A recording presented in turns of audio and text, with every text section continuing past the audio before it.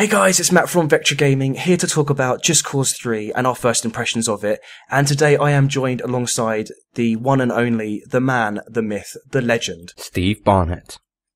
So, me and Steve played Just Cause 3 at EGX Birmingham a few weeks ago, but before we actually did play it, they showed us a quick 10-minute video just explaining to us all the crazy stuff we could do and some of the stuff that was in store for us. So Steve, somebody who didn't know much about the game before actually going to EGX and trying it out, of the video alone, when they were explaining all the stuff we could do, what is it, the stuff that you said to me whilst we were watching it all happen, and what was going through your mind? Were you just excited based on the concept of it? When you just said a minute ago, crazy stuff you can do, but just by watching that video, I was like blown away. Like the explosions, the things you can do, how you can get around the map, you know, enable yourself to use a wingsuit and all that. But just the overall demeanor of the game was out of this world. Just Cause 3, amazing. That's what I'm gonna say.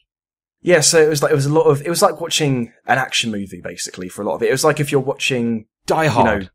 Die Hard or something, and all this crazy, but, cranked up to 11.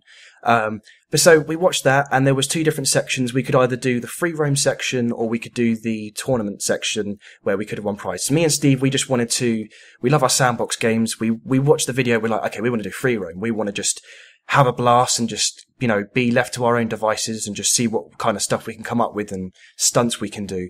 So me and Steve had very different play sessions in terms of what we did and what we got up to. So I am very interested to hear about what you did, Steve. I know part of it involved a tank and you blowing stuff up. Okay, right. So I found the tank. I had a little go in the tank, just went around blowing things up, killing people. And then I found my grappling hooks. And what I was doing is I would go behind an enemy, fire a grappling hook into them, and what it does is it drags the enemy towards you and basically just, mutilates them, basically. And I went up to power stations, I was putting grappling hooks onto power stations, applying the grappling hook to the floor, ripping power stations out, getting oil barrels, just getting, putting a grappling hook on them, sending them across the bloody map, blowing them up, and just random things like that. Because you know what I'm like, Matt? I just love things that causes explosions, because that's just me. And then... Yeah, like you tried out this, it's this multi-tethering thing where you can link one thing using like grapple hook zipline type thing, and you can hook them together. So we did actually see on the video they showed us, you could, for example, put 3 helicopters and attach them together and watch them all fly around, and hit each other with their blades. And you can do so much just based on that alone. Like going back to that, just what you just said. If there's an enemy helicopter and they're firing at you and you're very close and you're in the air in your wingsuit, for instance, and they're following you, what you can do is, like Matt said, you can use your grappling hooks, fire a grappling hook at it, land with your wingsuit, and then punch another one into the floor, and it will send that chopper, to Mars. It just blow them up, basically. It was the facts of it's basically here's this big playground. Some of the things that I forgot to mention, before we talked about these things, is that the map size is actually 400 square miles. Now, when me and Steve were told this, our instant thing was 400 square miles, but then we were skeptical because we were like, okay, you could have a really big map, but if there's nothing to do in it, then it's going to be boring, it's going to be empty, it's going to be lifeless, so we need things to do. And there were things to do. It was basically here's a big playground, here's all these tools, you've got planes, you've got boats, you've got guns, you've got rocket launchers, just do whatever your heart tells you to do. But tell us about what you were doing with a tank, because I looked over your screen briefly and you're just blowing stuff up with a tank. What was going on there then? Okay, so I found a tank. I spawned a tank in, and I was just roaming around on the plains, just finding things, and I just come across loads of buildings, loads of enemies, and the most funniest thing about it is that the only thing I would say about Just Cause 3 is, if you were an enemy and you saw a tank, what is the first thing you would do, Matt, if you were the enemy? If I was the enemy and I saw a tank, you saw a tank, I'd probably run away. That's the only kind of thing I would say about Just Cause 3 is the enemy stood there. Well, they were running around, but they were still firing bullets into the tank. And what was I doing? I was just running them over, firing at them, and just doing everything that you would do in a tank.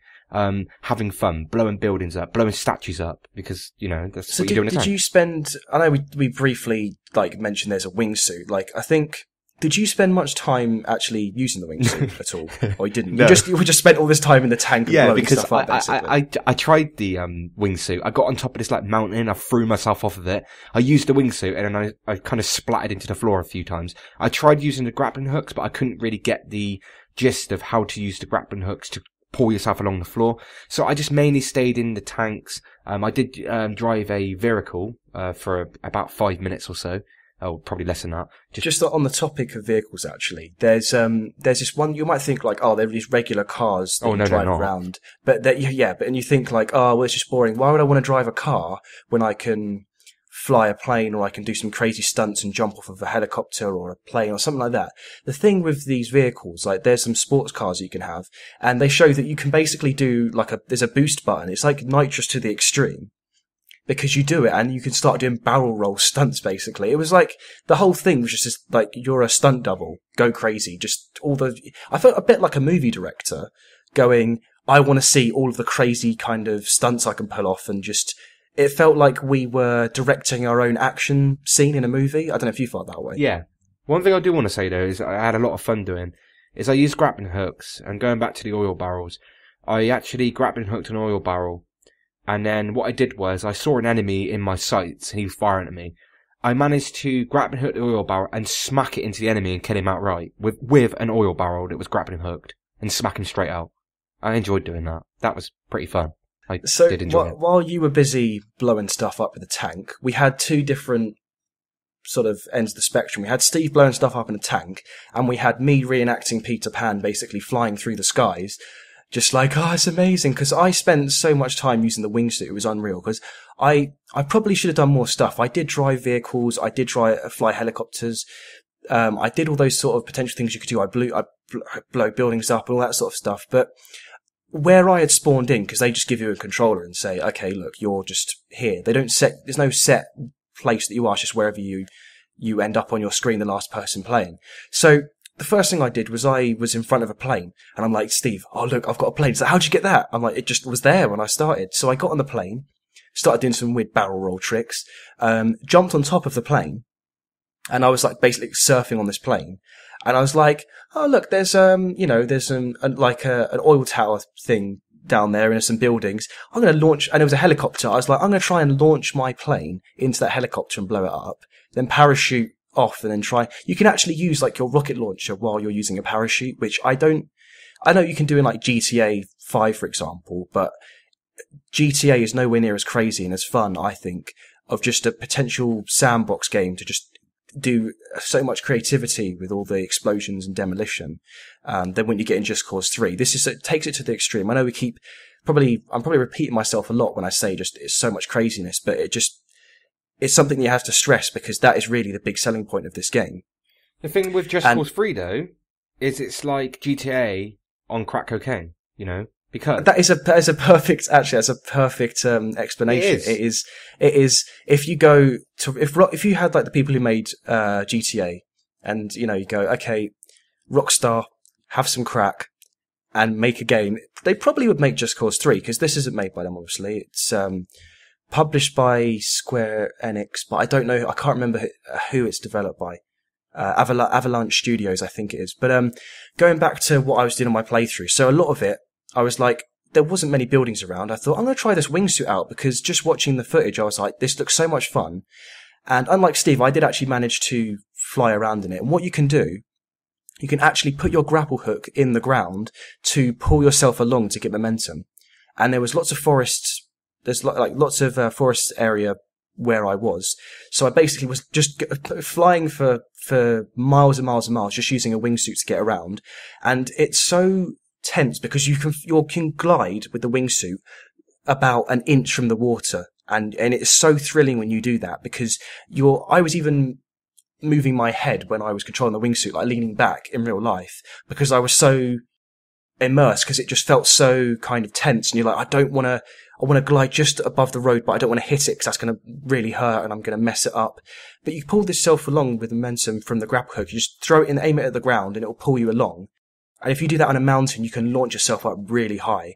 But you can actually, the funnest thing about the wingsuit is that you can actually glide in and out the tree. So you're flying like 100 miles an hour or whatever, going through a forest and trying to dodge every like tree as you go through it. And it's such a fun experience. I'd probably even go as far to say, Steve, that I think the wingsuit, when this game comes out, I'm going to predict that this is going to be the most enjoyable game mechanic I've ever seen in a game. That's quite a bold statement to make, but it's the fact that I was just for like half of our playthrough just messing around with the wingsuit, going, I want to fly, I want to go in through the trees, I want to see, how far I can go before I have to stop, and going so close to the ground where you're almost touching it.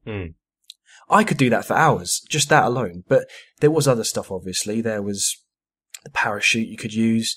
I guess we could talk, we should talk about these beacon drops that you get. Like, you needed these tokens, and I happened to have one, but you didn't. No, I did have one. I had one. So basically, you get these beacon drops, and it's a little bit like, it's basically a supply drop. What happens is, if anyone's ever played Metal Gear Solid 5 Phantom Pain, what you can do in that game is you can order something in, like, I want my horse companion to come into battle. He'll be dropped down and sort of flown into the map. On this, a cargo ship container drops from the sky, and you spend a token. Like we said, we don't know how you get them. We just happen to have one, and you can literally call in anything. So you can, if you want to have, I think you could even go, if you're on the land and you go, I want to just, place a boat on a mountain, because why not? It's just cause 3. I think you can actually do that, but you can call things in, like if you're low on weapons, or you use a car that you want to sort of spawn in, or a plane, or a boat, or jet ski, anything like that. You can basically call that in. I don't know if everything will be, probably won't be available just to call in anything at the beginning of the game. I think it was just the fact that when we were playing, everything was basically unlocked. So it was just literally like, here's all the things that you can try out and call in, so that we can just get an idea. And the thing I spent my token on was these sports cars, because of that fact that you've got this nitrous boost and you can launch yourself off a mountain, and you can just do so many spins. And if you land it, it's just all about impressing yourself with your own creativity with stunts and, all that kind of stuff. But you spent what did you spend your token on, Steve? It wasn't the tank, was it? Yeah. It was the tank. Okay. So that explains why you used it so much then. Yeah. But yeah, that's just a really great thing. So you just call it in on the beacon drop. It drops it in a cargo container. It slams on the ground, and it's just right there for the taking. But when it comes to like missions, and you can choose how you approach an area. If there's a base that's like a military base and it's like heavily guarded, there's a helicopter, there's tanks in there, and you're like, okay, how am I going to do this? I could, just run up to the front gate with my AK-47 or whatever gun you've got, or I could do a crazy stunt jump, which I did with my car, nitrous boosted, did a backflip, landed on a roof, started blowing stuff up with my rocket launcher, or you could fly in through a plane, on top of a plane, jump off last minute to blow stuff up. There's so many different ways to approach things, and I think that is really what makes this game so great. You just said a minute ago that you flipped your car up. You did. Oh yeah, when you do the barrel, crazy stunts. Well, I did that in my tank. I kind of went down a hill. I see. That's the thing. I didn't even know that, but you discover things like, there's no way I could do that. I flipped my tank 3 times, and then it became destroyed. Like, you think to yourself, there's no way they're going to allow me to do that. Like, that's just too ridiculous. Or, it's that whole kind of curiosity of, I wonder if I did this, would this actually let me do this? Or, I wonder how cool it would be if I tried this out. And it's that whole kind of childlike wonder of going, I want all these different ideas in my head of things I can do, and it actually lets you do them. But yeah, just there's so much creativity as to the way you can just set everything up, the way you can approach things. The map is just ridiculously huge. How big was the map again, sorry? There's 400 square miles. 400 square miles of endless things that you can do. Yeah, and I mean, I guess we can also talk about the visuals of this game, which looked beautiful as well. Even a lot of games mess up with the water, and making it look nice. But when I don't know if it really looks, but the sun was reflecting and glistening off of the waves. I didn't really get anywhere near water, but what I will say is, like in the background of games, you get like a horizon, and what they do is they make it look, I don't know what the word is, fake. So it's in the background. It looks like a flat 2D wallpaper. But when I was looking at the background, it looked like, it looked real. It looked like it was way over, it was like miles out. It's that whole thing of there's a place over in the distance, I can go there. Exactly. And how am I going to get there? I'm going to call in a plane and with my beacon drop. Or I'm going to use my tokens we don't know how to get. Yeah. Or I'm going to use my wingsuit and bloody fly there. Exactly. I don't know if it's entirely possible if you can fly all the way from one end of the map to the other using the wingsuit. But if you use a grappling hook, you could.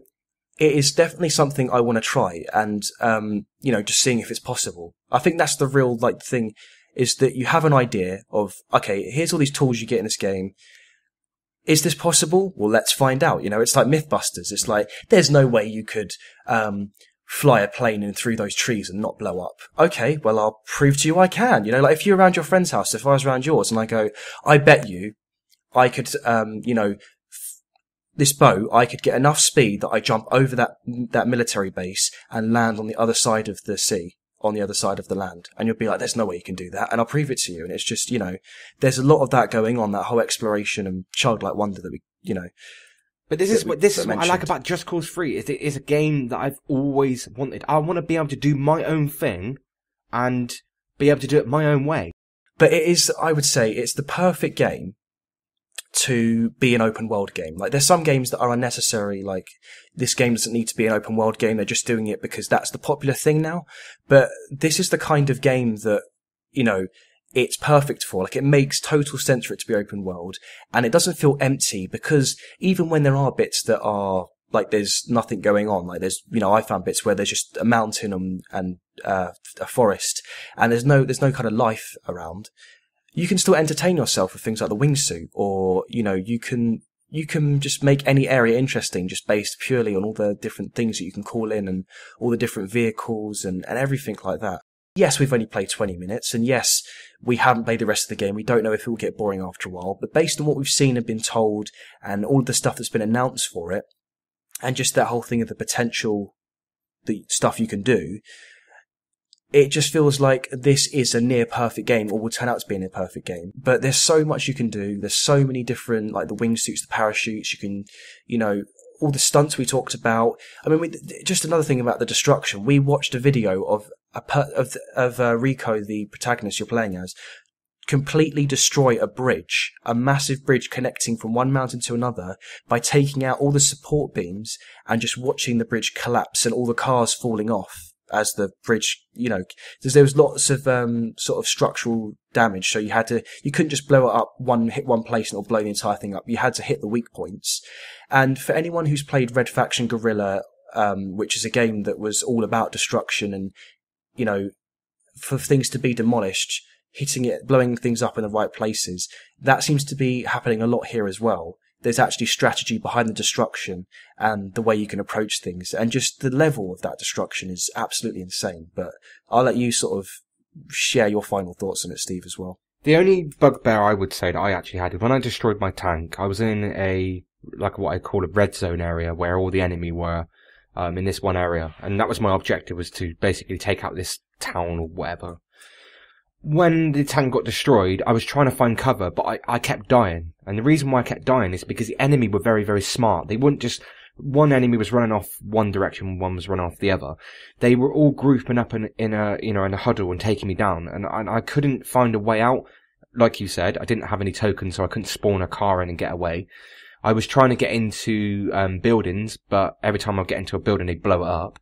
And I just kept dying. So that's my only bugbear, is that if you destroy the vehicle you're in and you're in a hot zone, red zone, whatever, how on earth do you get yourself out? Unless you can call a teammate over, like, Matt, I really need some help. I'm over here. If you've got a map and you've got like, an area, you can say, well, I'm over at this area. How do you get out? And that's the only bugbear I had, is I kept dying and I was respawning in the same bloody area. And with me, I couldn't use my wingsuit because I couldn't figure out how to use it. That's the only thing I would say. It did seem like when you died, it would spawn you way too close to the action back again. It would be sort of better if it spawned you a little bit further out into a safer area, because I think I died and spawned right back near where all the gunfire was still going on. So I didn't have much of a chance to get out of there, because you need momentum for the wingsuit. There's no vehicles nearby. But, I guess those are sort of minor things, really, in terms of the grand scheme of things. So, yeah, we're really excited for it. Steve loves it. I love it. We love what we played, and we're probably going to get this game either when it comes out on release day or further down the line, but it's definitely one that we're going to plan to pick up. Oh, definitely. So hopefully you guys have enjoyed this video. If you have, then let us know in the comments section. Also, if you happen to play this game at EGX or a previous event, let us know if you had the same sort of feelings, the same sort of experience, or just let us know the kind of craziness that you got up to, because I'm sure that the amount you can do, that it was completely different to what me and Steve did. But other than that, I've been Matt. And I've Steve's been Steve. Yep. And we will see you later. Goodbye.